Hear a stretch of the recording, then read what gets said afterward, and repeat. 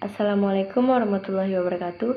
Saya Putri Mesya Trisha dari PKUC 2019, NIM 6191121007. Baik, di sini saya akan mempresentasikan hasil tugas saya mengenai perubahan fisiologi tubuh ketika berolahraga pada sistem kardiovaskuler, respirasi, dan metabolisme. Perubahan fisiologi tubuh ketika berolahraga pada sistem kardiovaskuler. Pertama, saya akan menjelaskan tentang pengertian sistem kardiovaskuler, di mana artinya adalah kumpulan organ yang bekerja sama untuk melakukan fungsi transportasi dalam tubuh manusia. Sistem ini bertanggung jawab untuk mentransportasikan darah yang mengandung nutrisi, bahan sisa metabolisme, hormon, zat kekebalan tubuh, dan zat lain ke seluruh tubuh. Yang kedua yaitu komponen sistem kardiovaskuler, di mana sistem ini ialah terdiri atas organ jantung dan pembuluh darah.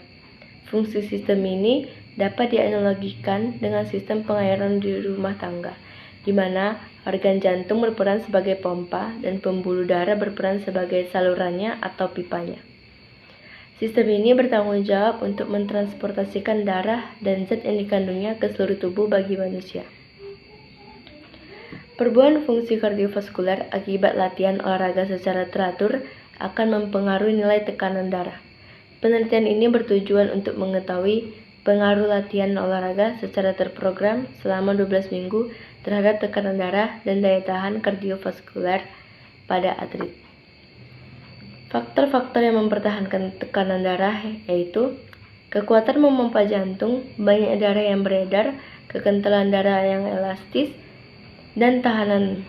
Sedangkan faktor yang dapat mempengaruhi tekanan darah seseorang yang lain antara lain yaitu umur, jenis kelamin, emosi, aktivitas kerja, sikap tubuh, waktu, dan yang lainnya. Daya tahan kardiovaskuler dipengaruhi oleh faktor genetik, yaitu sifat-sifat spesifik yang ada dalam tubuh manusia sejak lahir. Pengaruh genetik pada kegiatan otot dan daya tahan pada umumnya berhubungan dengan komposisi serabut otot, yang terdiri dari serat merah dan serat putih. Denyut jantung pada waktu istirahat pada olahragawan yang terlatih menjadi lebih lambat dibandingkan dengan yang tidak terlatih. Meningkatnya efisiensi jantung mengakibatkan aliran darah yang mencapai otot menjadi lebih banyak. Dengan adanya persediaan makanan dan O2 yang memadai, memungkinkan seseorang mencapai hasil yang lebih tinggi. Perubahan fisiologi tubuh ketika berolahraga pada sistem respirasi. Pertama, saya akan menjelaskan respirasi. Respirasi yaitu peristiwa menghirup udara dari luar yang mengandung oksigen serta menghembuskan udara yang banyak mengandung karbon dioksida keluar dari tubuh.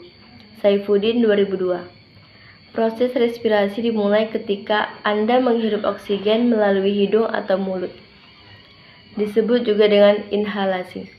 Disinilah terjadi proses respirasi internal dan eksternal, yakni perpindahan oksigen dari paru-paru ke darah.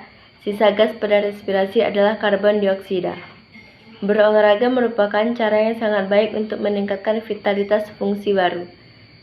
Olahraga merangsang pernapasan yang dalam dan menyebabkan paru berkembang. Oksigen banyak masuk dan disalurkan ke dalam darah. Karbon dioksida lebih banyak dikeluarkan. Dengan latihan olahraga, maka perubahan yang terjadi sehubungan dengan adaptasi dari sistem pernapasan adalah sebagai berikut. Yang pertama, pemakaian oksigen sangat meningkat karena otot yang aktif mengoksidasi molekul nutrien lebih cepat untuk memenuhi peningkatan kebutuhan energinya. Yang kedua, produksi karbon dioksida sangat meningkat karena otot lebih aktif melakukan metabolisme memproduksi lebih banyak karbon dioksida. 3. Ventilasi alveolus sangat meningkat. Keempat, penyaluran oksigen ke otot sangat meningkat. Perubahan fisiologi tubuh ketika berolahraga pada sistem metabolisme. Di sini saya akan menekan metabolisme, yaitu proses kimia yang terjadi di dalam sel tubuh untuk mengubah makanan dan minuman yang Anda konsumsi menjadi energi. Energi dibutuhkan oleh tubuh agar sel dan jaringan tubuh tetap sehat, tumbuh dan berkembang, serta fungsinya berjalan dengan baik. Inti dari semua proses metabolisme energi di dalam tubuh adalah untuk meresintesis molekul ATP, di mana proses akan berjalan secara aerobik maupun anaerobik.